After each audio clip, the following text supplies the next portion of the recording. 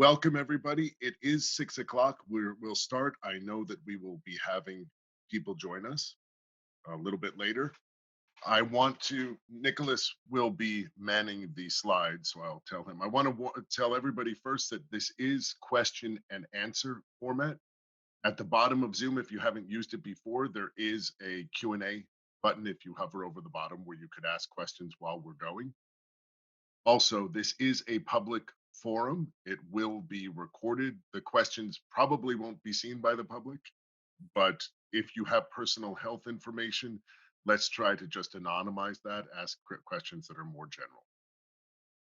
So as we get started, if Nicholas, you want to go to the next slide. These are our panelists. We have Emily Levine, who's the executive director of the Autism Society of Southeast Wisconsin, and Rechelle Chaffee, the director of marketing and development. We have Dr. Maria Gilmour, who is the chief clinical officer of Gemiini. She's a former educator and a BCBA-D, a doctorate. We have Jane Winans, and Dr. Maria Gilmour is calling in from the Seattle area.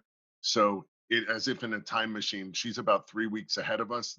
Seattle shut down much sooner. So she's been doing this for several weeks and may have some very, very practical advice for parents in the Q&A. And then Jane is joining from Shorewood here in Wisconsin. And I will be moderating the conversation. Nicholas, if you could go to the next slide. I think as we start tomorrow, for participants who are calling from outside of Wisconsin, families in Wisconsin for the first time will be at home with their children. This call is to prep them. I think I'll have Emily start on the best way she thinks of prepping our children and ourselves emotionally for the start of work here.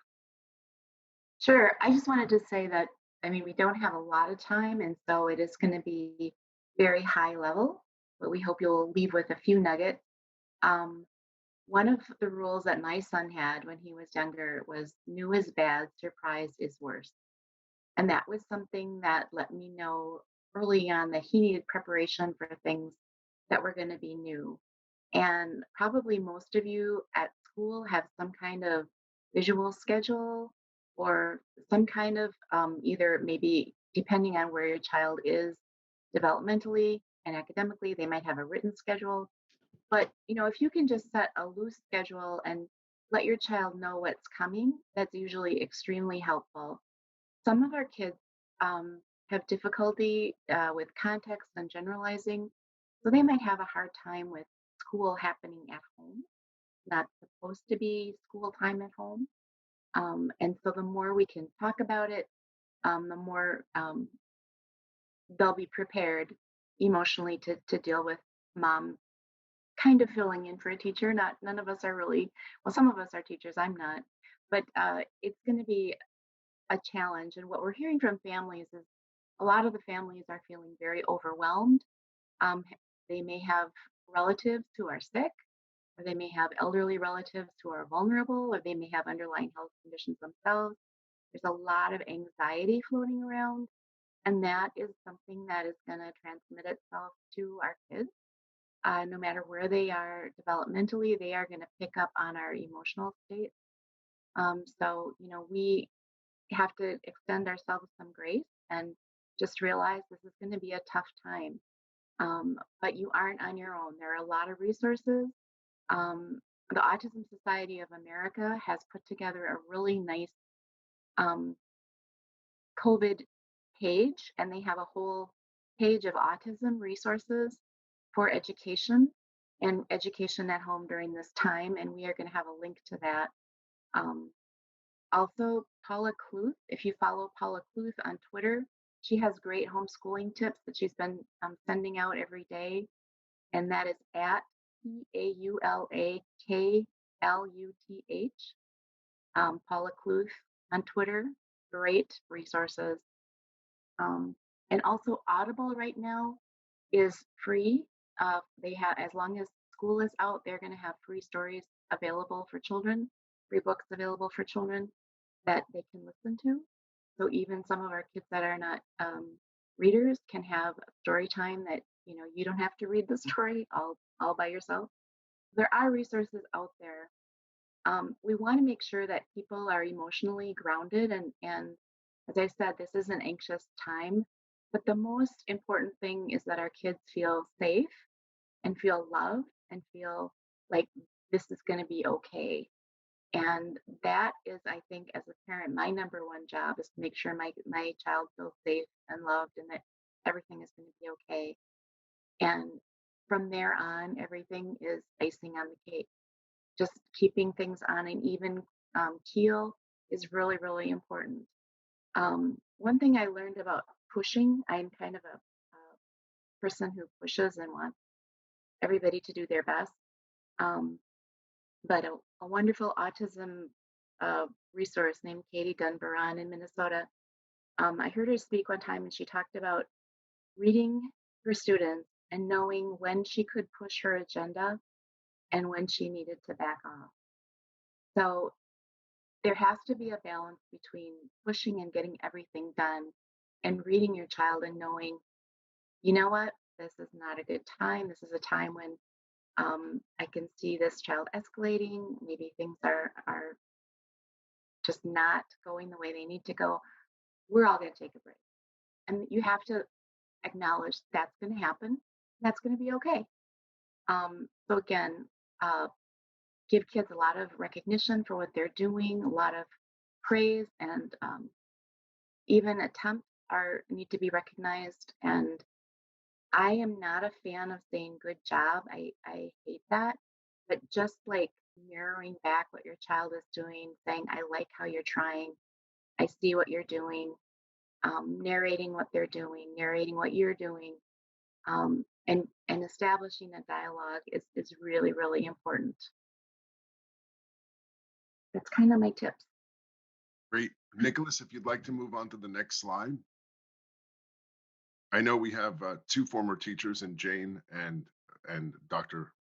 Gilmour on the phone, but and Rechelle, you're certainly going to want to chime in if you've just gotten material from your district. But one of the most important thing for all of us parents as we're doing this is to know the IEP goals, but also to know the personal goals and priority and what you want to work on. So one of the conversations, and maybe Jane, you could chime in here, is that know that as we're all starting, the school is our partner and that these teachers are trying to. Jane, I know you have been working with a lot of, I don't know if I hear Jane. Jane, Nicholas, Jane, I can barely hear you. It sounds like you're a little far away from the microphone. okay, Okay, you know what? I went in a different room that much the better. internet Yes. seemed to be strong. Okay, so now here we go. Yeah, I think, my daughter is 17 and she's in high school. So I kind of feel that my perspective is the Monday morning quarterback, right? I can look back and I can see, I remember being in the throes of it. I remember being in that nitty gritty, needing math facts, wanting reading, wanting, comprehension, wanting all this stuff, and I remember those were some really intense and trying times. Um, and there were some teachers that um, I didn't, it was hard because I was in a spot of looking for outcomes. My daughter was struggling with certain things. Uh, Thank goodness I was a teacher because I did always understand that everybody was trying. Now, were there times when there were flagrant fouls? Absolutely. And those I think we need to, be aware of. But I think as we all experience individually and professionally, everything that, was talked about before and the anxiety in this time, I think we are going to be better as parents in cooperation with our children, in cooperation with teachers, trying to see that partnership and to try to strengthen this relationship during a crisis. Now, I think that is a triangular relationship. Us as parents with our children with their teachers, and then the teachers and us. And so at this time, you're looking at those IEP goals. I know my sister with 3 neurotypical kids, she's like, oh my gosh, this is see what we have to do. You're going to need to identify if that is really what you need to do. Is that really where you need to go? Or as we've talked about before, is your primary goal as a family, as an individual, to keep your child feeling loved, feeling safe, feeling protected? So, what we take a look at here is, evaluate what is being sent home.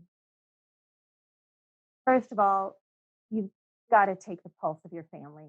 And there's just, the pulse of my family was great sometimes, and sometimes it wasn't, right?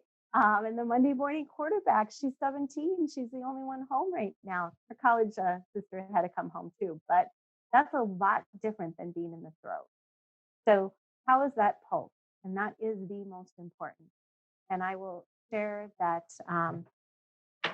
I've got to go. Okay. Internet connection is unstable. Okay. So I'm moving down the hallway. So you got to take a look at that, and you've got to see for yourself, and then take a look at what is being sent home. Does it contribute to the IEP goal? And if it doesn't contribute to the IEP goal, and it's not a personal goal, you have that choice to say, yeah, maybe not.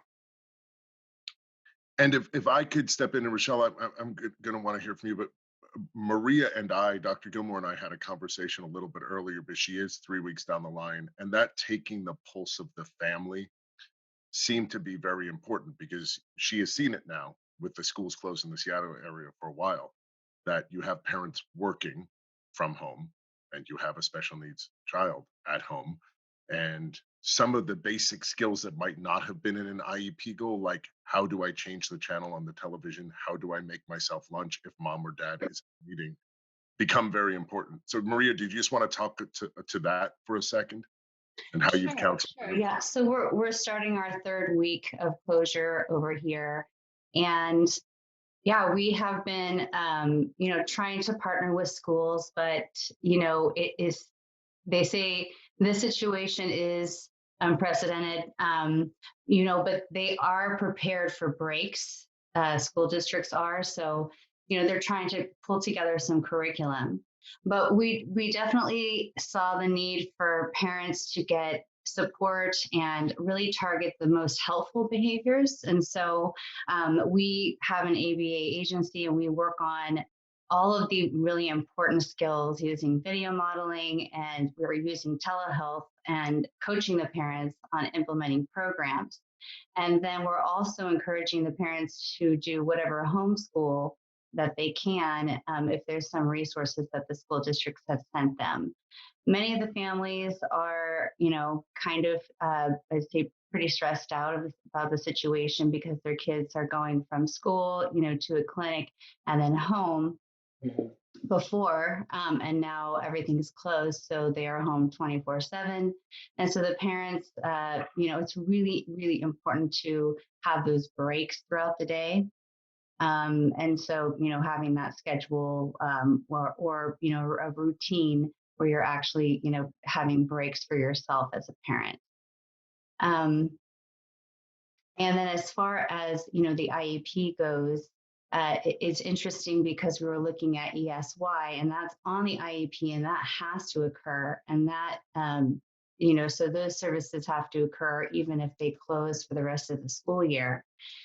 So I've been talking with some special education teachers, and they're just gathering as many of the technological resources as they can.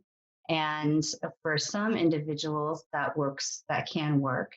But it does take a little bit of adjustment for everybody, for the family, for the child, the student, whatever age. We work with teenagers, and we're working with people in different ways.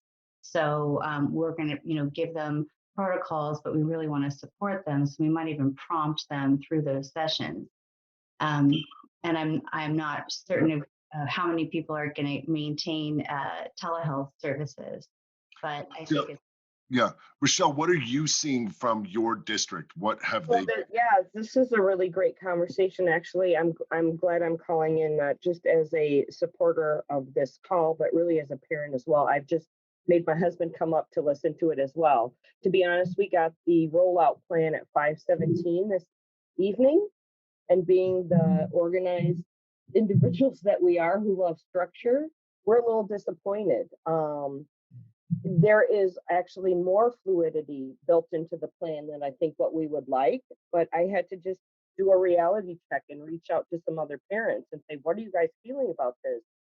Um, they have left it vague intentionally, I believe, in our district, because they recognize that some of the students that are going to be going through this learning and this changing process, they're going to be being taught by their siblings, because mom and dad still have to go to school. So all of a sudden, the high school kids that are home, they're now full-time teachers of their siblings. And there's been talk about having constraints on our system. We're in a more wealthy district, to be quite honest, but we're just ill prepared for this in general.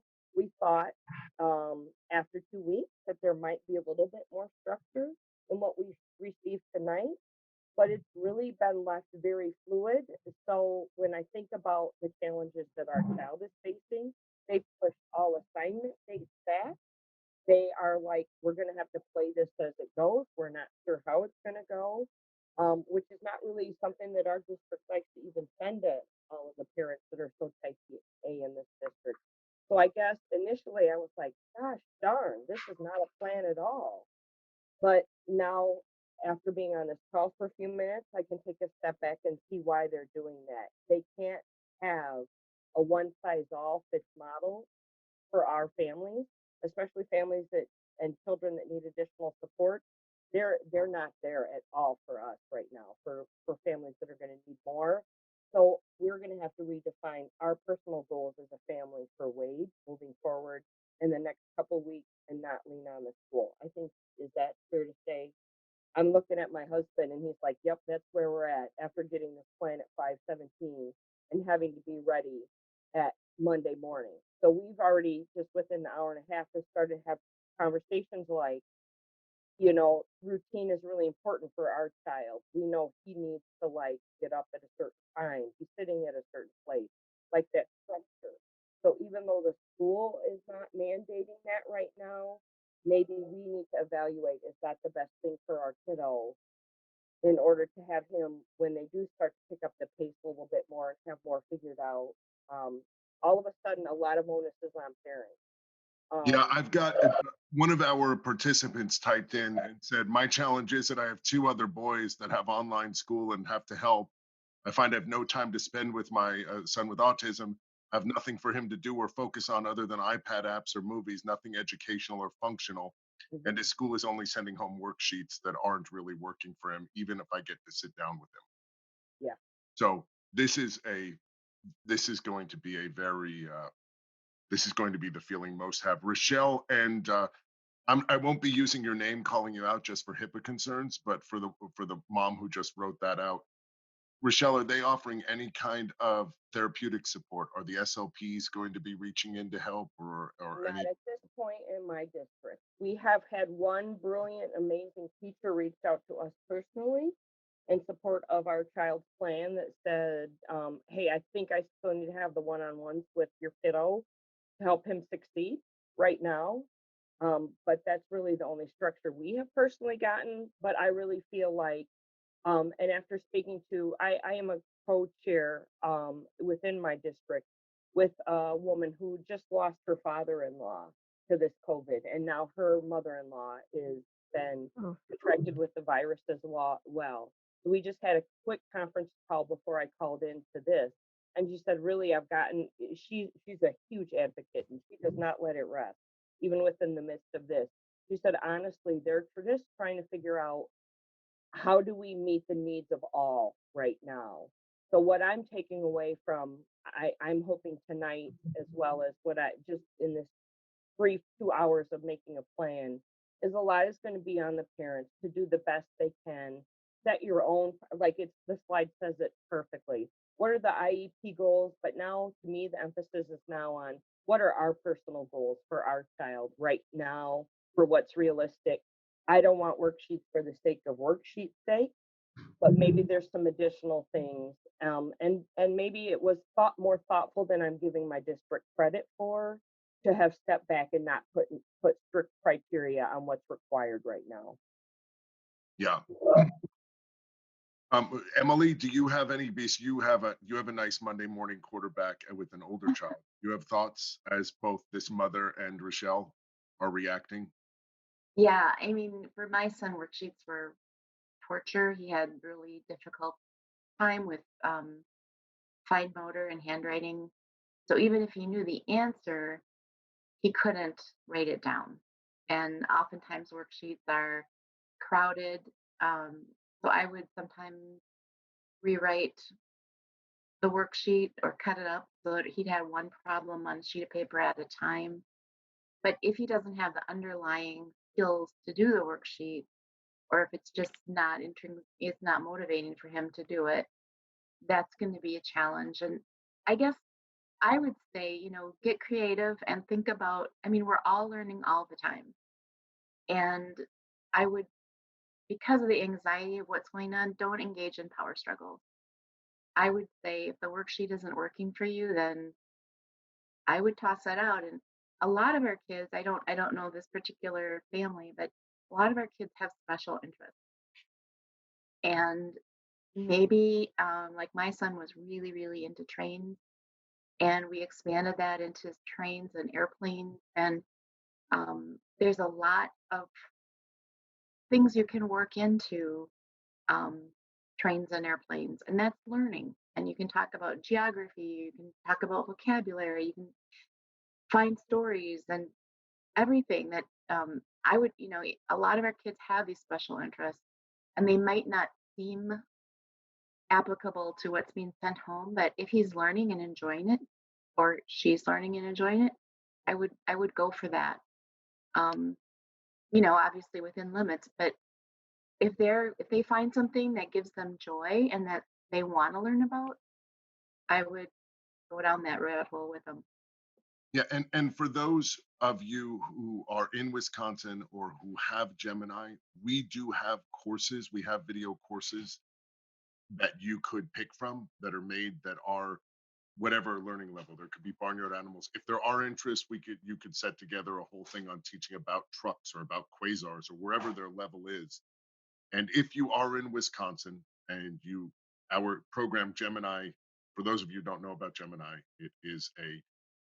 we have 150,000 videos trained especially for special needs children, and you can customize it for yourself. And it is covered by the CLTS and CCOP program. So you could ask your case manager or your service coordinator to get Gemini, and it would be covered by those.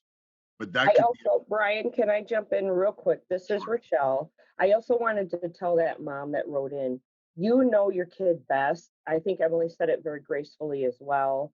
But to boil it down right now, maybe they're not learning physics or other things, but they are, if they're enjoying learning, whether it's iPad, iPod, social interactions on games, we just have to change our thought process right now.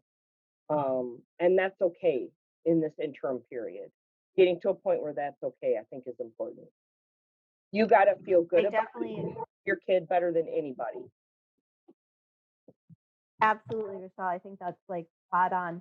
And the person who wrote in, one of the questions I would have too are, what are the goals of the worksheet? Right? Because as a mom being a teacher, I'd be, that's just my mindset. I'd be like, okay, well, what are they trying to do with that worksheet? What is the goal? Is it a goal you believe in? Does it hit the IEP? And then can you just do it in a different way? Right? So if it's counting, well then great.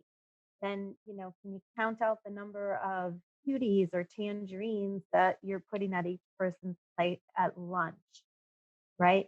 If you're doing sets, can you, sort? If there's matching, if there's things like that, what can you do? And then to like get the spirit of the goal. What is that worksheet about? you know, and if you're like, I have no idea what that worksheet's about or what they're trying to get to, well, then ignore that one. But what are the nuggets that they're sending home? What are the goals? What are they trying to do? And then how can you have fun with that, right? All sorts of ways to like just kind of get creative. And I know you've got other kids, and that can be really stressful and a struggle as well. But so many things I think can be taught during an interactive group and trying to find things that the kids think are fun, right? Jumping, hopping, you know, and I think I don't know if you're still on, if you can write down what some of those goals are in those worksheets, that's like kind of my jam. I'd love to like just give you ideas. I'd She be is happy to do on, that. Jane. And one thing I'd like to say is we have 7 children. Our numbers 4 and 5 were on the spectrum. One of the things we did is, instead of considering those other children as distractions from helping our children with autism, we use them as tools. We use them as other aids. We would teach them, hey, we're trying to work on counting. Can you sit down and make up a game where you count with him or her? So the idea of kind of enlisting and deputizing the other children to help play worked for us. We always said it had to not feel like therapy or teaching. It just had to feel like play. And when you're playing with your siblings, you don't realize that you're getting taught. So that's just a practical thing that we did in our family. Maria, do you have any tips for a mother who is like this mother is at home with 2 other Yes. children, neurotypical? Definitely, yes. Well, I think, really great points about siblings as peer models. And I love Emily's idea about focusing on high interest areas. And we have a few families who will go on a nature walk and like look at different types of leaves, and it's a science lesson essentially, but it's whatever we can do to make it, make our kids motivated to want to learn. And so then we can come back home and we can prime them through video models. You can go on and check out videos of these different leaves or whatever it is that you want to target. And then we use discrete video modeling to reinforce, whatever the skill is, if it's communication or a social skill.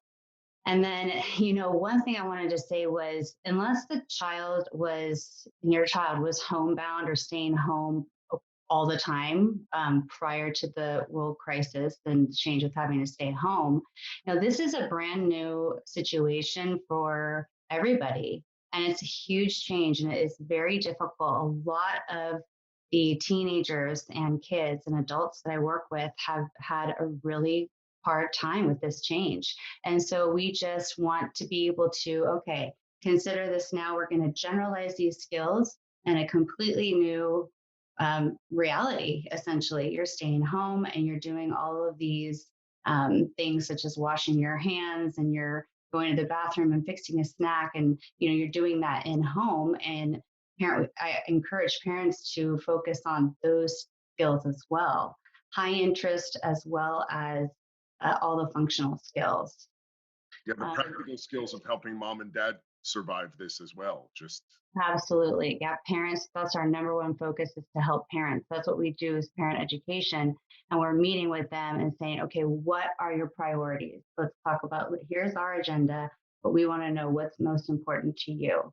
And, we focus on, okay, well, he, is having accidents, so we want to talk about that and how we can support. okay. Maria, I'm just going to give you feedback from the mom. I'm the mom that wrote in. Mhm. The worksheets were a packet sent home as a 5th grade packet, no special needs specialization. They're enrichment packets, so no goals.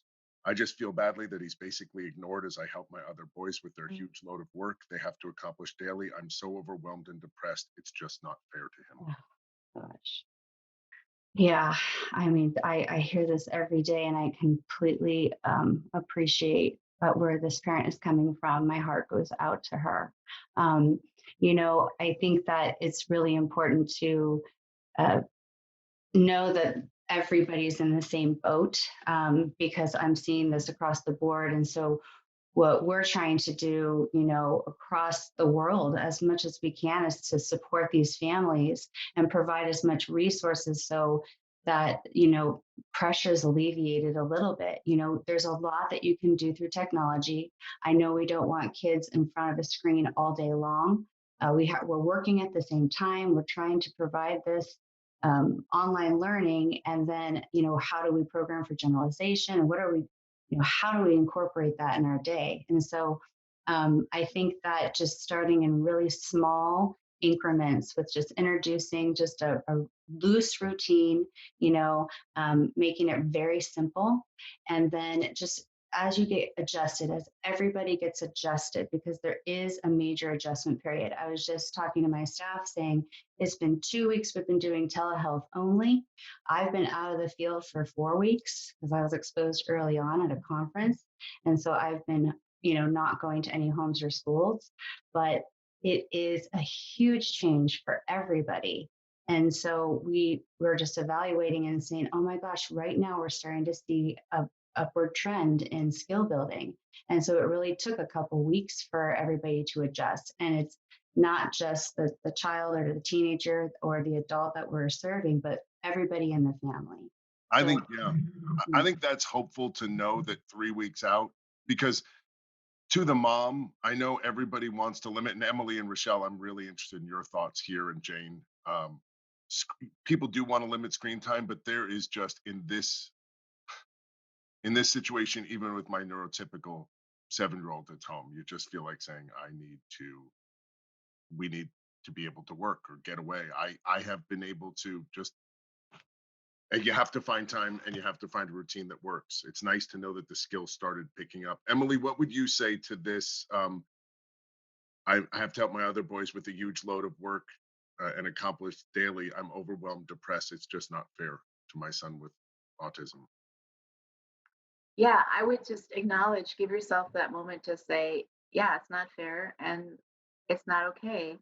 And for now, this is the best we can do for now. It doesn't mean that you accept it. It means that we're in an extraordinary situation. Um, and maybe the fifth grader could help the little kids, or the little kids could help their big brother, or they could find something that they all enjoy. Any a lot. I think one thing that I'm really worried about with kids being at home is movement. I think Yeah, all our kids really, really, and all us adults too, need to have movement built into our day. That movement is going to help us feel better and less anxious, and we all need it.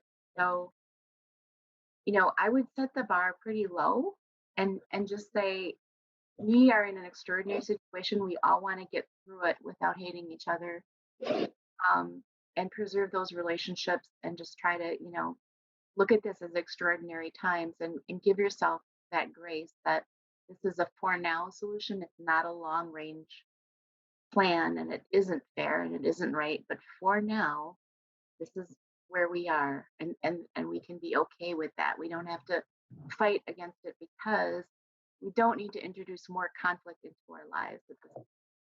And that's me. I'm Yeah. conflict first. Well, Somebody but to else may have piggy, a totally yeah, different to take pig, on it. to piggyback on what Emily is saying, I'm living that right now. I'm going against every screen rule that I have instituted since day one in my home.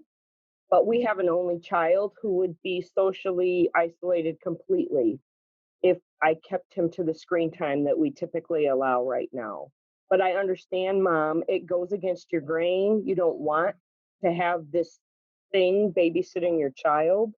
But for right now, we're just not in normal circumstances. So we got to do what we got to do to keep the peace in the family for right now. But that's hard. I have to talk myself into that every single day right now. yeah. And Rechelle, I'm going to let Dr. Gilmour speak about motion and movement, because I know even with my neurotypical son, I go out every single morning on a walk with him, hold his hand, we walk around, even though we're very limited. I'm in Southern California right now. But as Dr. Gilmour speaks about that, I want to read another question we had from a mom. We had 2 days of school, then it was spring break. Our school said that we should only be spending about 3 hours a day for school, but it's taking way too long. Do you just stop at 3 hours? Do you spend 8 hours to get it all done? Do I, as a parent, get to pick which subjects I want to do and what he likes to do? And what's nice is we had pre-talked about this so that we'll go quickly to this topic. But so Emily, Rechelle, Jane, think about that. Dr. Gilmour, you wanted to say something about movement? Oh, yeah, definitely. So it is suggested that you kind of build in a PE time whenever you can throughout the day. If it's like right when you guys wake up or, before dinner or something like that, that there's a, specified amount of time that's over a half hour or so. If you have that time in your schedule, of course. There are also some instructional videos. I've seen them all over YouTube. They're through also a lot of school sites that will have like guide kids through movement, doing different activities to just get them move their body. And then we have a rule, well, with our staff, but during sessions, and then also we suggest to families that, if the child's watching, let's say watching Gemiini, and they're sitting there for, they're sitting there for longer than a half hour, we want to make sure that they're getting up at least every 30 minutes and moving their body. So I always say, okay, everybody get up, run out, and just like run out inside or whatever you can do, or, say hi to your dog or whatever, and then come back after a few minutes. Be out 3 minutes, 3 to 5 minutes. But that has been incredibly helpful because we did start to see after a couple of weeks that these kids were just getting, going a little stir crazy and also eating a lot, and just, we had to program that in. So I also, interestingly enough, I have a panel of college classmates, many of whom are doctors who have a private panel. And one of them just mentioned, I hadn't thought about it, just the health benefits of getting out and exercising to keep immune system strong. It's important health-wise as well as mentally. So if you don't have an eloper, if it's possible to walk with them or get out in the backyard, if there's a big fence, to just be active. I think it is very important for us. So Emily or Jane, do you want to speak to this? What do you do? Do you stop at 3 hours? Do you spend 8 hours and cover everything that's been sent home? Do I, as a parent, get to pick which subjects I want to do? Well, I would love to jump in. First of all, I think this has been a really important and really valuable conversation. A lot of experts on here. I could compliment everybody for their input. And again, being that my child with special needs is 17, I'm on the kind of on the other end of that. One thing I didn't understand or just couldn't see, there's a lot of time. And when I was in the throes of it, I thought, "Oh my gosh, no, we have to get there right now." And you don't. You don't. There is a lot of time. And so I can't answer that for you. Do you just stop at 3 hours? Do you keep going? I think taking the breaks that Dr. Gilmour talked about, the movement breaks outside, get your vitamin D. That's important here in Wisconsin. You got to get out, got to have the eyes open to the sun a little bit. Um, and then, well, how does is he at a teachable moment? Is that going to work? Okay. The other thing I think we all need to remember, we are definitely going to be remembering. Remember COVID-19? Remember the coronavirus? And we all are going to have ingrained in our brains, what did that feel like? What memories stick out? And I try to keep that really present in my mind. And I try to have that lead what happens in my house. And again, my house is different. I don't have kids in grade school. I'm not pushing on I don't have that worry. Is she going to be able to read? Is she going to, this and that? But I think that that's really important. And for me, looking back, that's what I would have told my younger self in your position. Just evaluate it. How does it feel? And that's that's best I can give you on that one. And I'm sorry I don't have any more concrete because that would feel more secure. But I think if you just kind of go within and see, I think you'll know. I think you'll do a great job. Emily? I just want to say, when my son was in school, we used to spend hours on his homework, and I stopped doing that when I realized the stress I was putting on my son and also the amount of conflict we were introducing. Um, I think you have to get a read on yourself and on your kid and decide, how much is reasonable. And if this is having detrimental effects, then you need to back off. And I think if the teacher is, I talked to a teacher over the weekend who said, 2 hours, or I guess in your case, 3 hours, they're expecting this to not be an all day thing. But this is all new to them too. They don't necessarily have the same beat on it. And if they couldn't cover the whole curriculum, would they keep school going till 6 o'clock? No, of course they wouldn't. You have to have some reasonableness in here. I think you keep to your schedule so that it's predictable for you and predictable for your child, and you stay on an even keel and try to keep everybody from engaging in conflict or getting too burnt out. And you cover what you can cover, and the rest they'll pick up at a different time, and it's going to be just fine. And I think also one of the things I notice about the great therapists, um, and one of the moms just commented, yeah, because this situation is awful. And I think it is, but one of the things I notice about great therapists is they're really creative and they really work to a child's sense of play. Because you can talk about the neurology of it, but it's just the basic common sense. If a child's having fun, they're going to learn. So if you can take and remember when Jane said earlier, look at that sheet. What's the spirit of it? What is it trying to teach? What kind of concepts is it trying to teach? Is there any way you can work those into something that's play? And depending on your child's abilities, you may be able to. I remember when Max, my son, was little and we'd be working on prepositions. I use this example all the time. We told his siblings, and we did it ourselves. If he wants to go play with his tiger or bear and he's learning the word under, well, that tiger or bear was always under something. Max, it's going to be under the sofa. We were still teaching those concepts. Then we'd go and play with it, and we'd play with the tiger, and we'd make sure that the tiger in the story we were telling was going under things all the time. And we ask him where it is, it's under. So I think if you can, it doesn't have to be a worksheet. It can be play. And if you can get really creative, as they say, your child, what they like, you can modify these, and have fun with trying to teach the concepts. I don't know if that's helpful for Rechelle or Maria. Absolutely. I think that taking advantage of every opportunity to get those lessons in. It looks like another parent wrote in and said, how do you know what to cover? So I would like to open that up to the team as well. So am I getting the sense that you're getting multiple subjects that need covering all at once?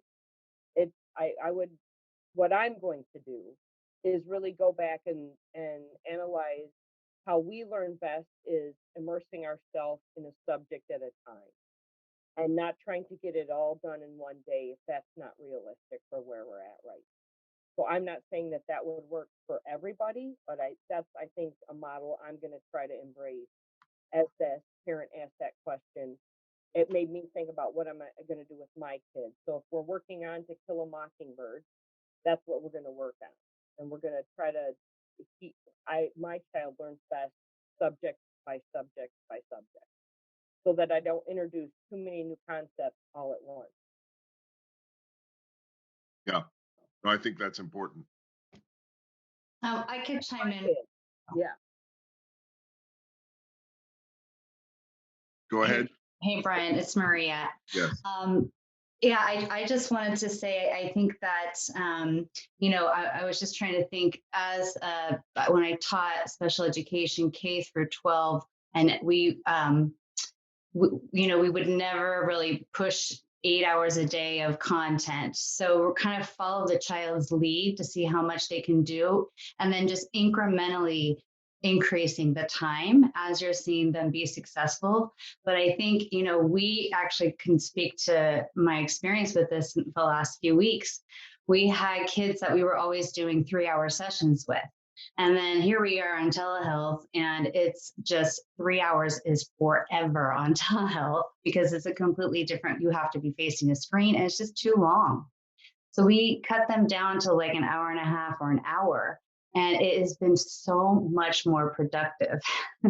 And so I think that, breaking things up into chunks, I'm curious about, the academic rigorousness of, these districts. I don't know if there are standards that have to be met, but what we do in Washington and Oregon is we look at some of the core standards, but we're also looking at these IEPs, and we're just kind of providing extra support where it's needed. Yeah, I don't know. This is kind of I was just thinking about this when we're trying to change everything around. There was a funny cartoon I saw once where there was someone who was depressed and said, "Nobody cares what I'm doing." And then that same person was happy saying, "Nobody cares what I'm doing." The idea is like you might be unhappy because there's no structure, but that's also very liberating. Is you can do play, you can look at what your child needs, you can pick what you think is important. I always try to be an optimist in these situations. Um, so the fact that you can turn things into play, you can pick which subjects you want to do. There was one mom, I don't know if the panelists read it, but we had somebody share with us something they wrote in a journal just about um, knowing that your children are going to remember more about what they learned, kind of what Jane said, what they learned emotionally and how they grew more than what they learned academically, that there's take a lot of time for self-care. Um, I think I think the main thrust, even in our pre-discussions before this call, was your family, your child, what they can absorb. You've got professionals around you who are giving you advice from an old model. Look at it, adapt it, and do the best you can because nobody can do more than the best they can. Um, I'm not the expert, so I think yeah, and the person said thanks for sharing that. That just you know spend time connecting and healing and prioritizing our own self-care too. That's important to take So care of Brian, yourself. Yeah. I'm gonna be that gal. We jumped right into Q&A, which was fabulous. I love this interaction. Yes. Go Do ahead. we want to move to how to Yes. address issues when there are issues? Because Yeah, I was all looking of at a that. That's sudden, the next yeah. thing to do. Yes. So, Emily, would you like to, because I think this is important. Everybody's going to be everybody is trying to figure this out. You may be upset that not enough's done, but there's not enough being done. And then there are these flagrant fouls, as one of our panelists had called them. Do you want to give us some ideas of how you would define a flagrant foul? So, it really depends on what and on if your child's needs are not being addressed at all. If therapy that is in the IEP is not coming through at all, that's not okay. I would not necessarily go right to an adversarial position. I would ask questions. I would say, is there going to be compensatory time after? I would recognize that everybody is in uncharted waters and they don't know what is going on either. They're doing the best they can in a less than optimal situation. But if you have services that your child is entitled to in their IEP, try to at least monitor that and ask questions. What's going to happen? Is there going to be compensatory time later? Is there what's going to happen? Is there a way for us to do speech therapy over Zoom? Or, I wouldn't go in with my guns blazing. I would ask questions and say, how is this going to work? It's possible that, every family has to decide that on a case by case basis. And I think the districts are going to have to decide on a case by case basis. But keep track of it and, just observe it. And then you're the one that's going to have to decide how much is it worth it to fight or how much of that is adding conflict and work to your own plate. Um, so that's kind of how I would approach it. And we at Gemini have offered our services to the school districts for the children who are not on CLTS or CCOP programs. We would make it available to them at no cost to the district during this time. So if you want another tool, you can speak to your administrator and just say there is a video modeling program that could address my child's needs. And it would be at no cost to the district. We're just asking them to bid. It looks like federal laws would allow them to bill Medicare and Medicaid. If it gets reimbursed, it gets reimbursed. If not, it will be our gift to the school district for this time period. Because we're parents too. We want to make sure that everybody gets taken care of. So it's another resource. If something's not being addressed at all, you can tell them, hey, it's not being addressed. This may be a way to do it. And what about this personal chain of communication with the school? Is there a hierarchy you recommend, Rechelle or Jane or Emily? How would you go about it if the teacher's not responsive? Well, start with your IEP team or your 504 team. If you have those supports in place within the school, which many of us do because of our the needs of our children, you don't immediately have to start and jump to the superintendent. Try to utilize those individuals that are on your team and on your child's team and tell them what you're missing and what you'd like to see. If you could go with a proactive plan, as you mentioned, Brian, there are other resources out there. Sometimes at this point, they're so overwhelmed, maybe doing a little bit of that homework and saying, hey, I know that you're on the team. This is what my kid is not getting. I found this as a potential solution. Is the school district open to this? But try to follow that chain, if you will, and embrace them being on the team. They have the connection with your child, and that's where you want to start before you go to the very top of the school. And the schools are really, what I'm taking away from what I just got is they are figuring it out, completely figuring it out. So I think if you could come across and honor that chain of your whoever's on your 504, your IEP, and work through and provide potential solutions or tell them what you want to see for your child. Do a little bit of that homework. At the end, I think your child will fare better by taking that approach and following that personal chain of communication. Right. And Rechelle, did you say there's almost nothing as far as special ed curriculum for? What my personal experience and the two parents that I've talked to so far, just in our district, not at this point. We have not received those additional support metrics. Now, I think it depends on if you have a 504 or an IEP or what your child needs. But right now, my personal experience is it's pretty general and pretty vague. Um, they're just trying to figure out where to even go or what metrics to even ask for at this point. If there's metrics that even can be asked, we were completely ill prepared for this over here where I live. I can tell you is my takeaway from what I'm seeing tonight. And, I also have connections with some of the private school individuals, and they're structured a little differently. Um, but I think it's district by district right now as they're trying to figure this out. To answer you honestly, and one thing, and I'm going to preface this by the fact that I'm not a lawyer. You probably want to speak to a lawyer about this, but one of the lawyers that I was listening to and talking with, who's a friend of mine, did mention that there are conflicting opinions on this, but his general sense as a special ed attorney is that, and I'm sorry, you may hear a child in the background, we're all working from home, is that if a school district is providing a certain level of care, education, and structure to regular children in general ed, they have a civil rights obligation to do something equivalent or proportional for our special needs children. So, in a kind way, you could just remind them, saying, "Hey, just in a general, don't have to cite law, but hey, our regular ed kids are getting this support. I don't feel the general ed or the special ed kids are." It's just another little lever you might be able to use to remind them that, hey, don't forget about us. It's I a think that's a delicate great dance. message, Brian, though, too. Maybe it just starts that simply with my chain, as you mentioned.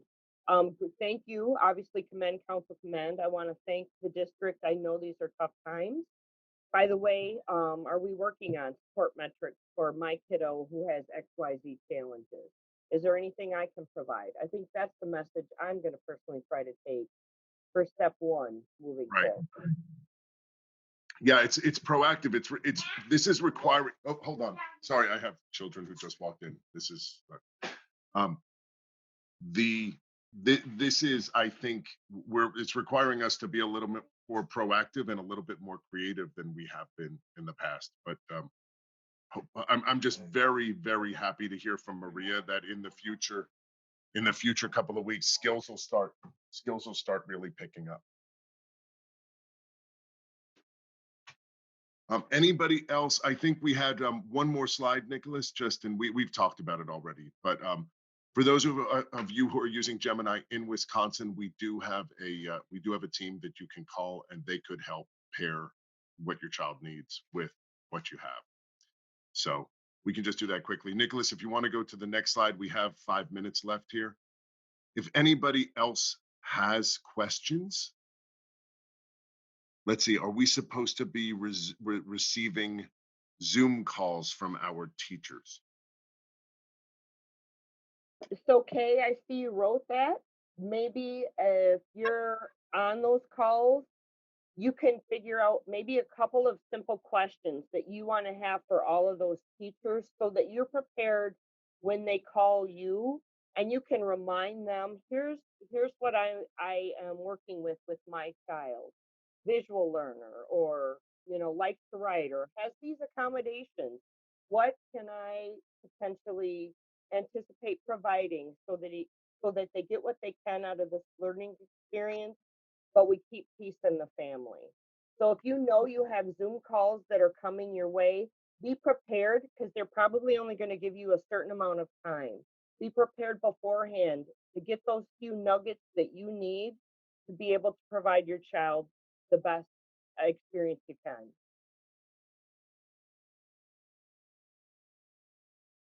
Yeah. First, we have wonderful teachers on the line.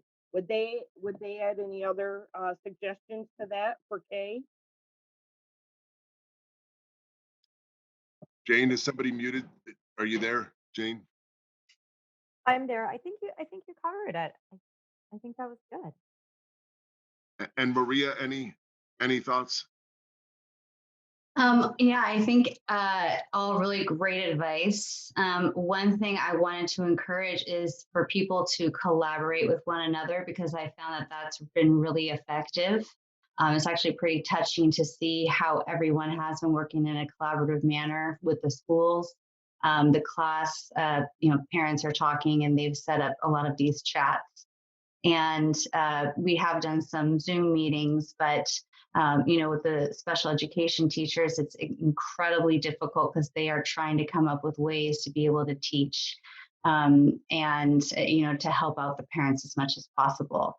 But I think that it's important to kind of like have that team spirit approach, because it keeps things positive and keeps us moving forward, because I think many people are in the same boat. And so it's good to be able to connect with other people and keep that conversation going.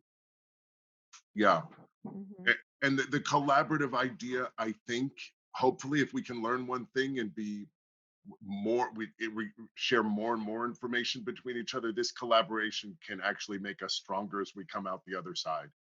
And I think most people that I'm speaking to, from the therapy side, from the teacher side, from the parent side, they all just want to make this work. And I think approaching it from a spirit of collaboration is definitely the answer. And within the families too, collaborate, like I said, makes deputized siblings to help out. We're all in this together. Yeah, the whole thing is, we're not going to do this perfectly, but we will do it better if we do it together. And Yeah. we can learn from each other. I think it's just so important. I've learned so much from other telehealth educators and other teachers and parents on these ideas. And we've built this huge curriculum library, and it's been really awesome. And we're teaching kids things that we had no idea that we could. So it's, been there. The silver lining is that it's really forcing us to use these methods. And then also to just take pause, like for everybody to take a collective big breath and then keep moving forward one step at a time. Mhm. I actually wanted to give a shout out to a dad that commented as well, that they're using the time to focus on personal goals, and a big one in caps was written that we've transitioned breakfast from a convenient one of donuts to a healthy one because they have time. So Right. there is a silver lining in some of this, even though it probably doesn't feel like it right now. Like that's a wonderful thing. That's a life skill for longer term. Starting your day out with a healthy breakfast instead of a slammed quick donut. So thank you for sharing that, parents. That I think those are small victories that have longer term benefits than we will ever know. Absolutely. Okay, well, I think we're at the 1 hour point here. I know we have a schedule of future webinars. Thank you to all of the panelists for joining. And thank you to all the parents. This will be available on recording for you to share with any friends if you think it would be helpful for them. And okay, well, good night. Good night from Los Angeles and from Seattle with Maria and from Wisconsin. Thank Thanks, you. everybody. Thank you. From Wisconsin. Yes. Night. Bye. Yeah. Go Pack. Yeah. And you guys are doing a good job. I hope you really give yourself the credit you deserve for even attending this. Yeah. You Oh, carved thank you out that very much. time. Good point. Right. Thank you. Thank you all. Have a good one, guys. Bye-bye. All right. Bye-bye. Bye.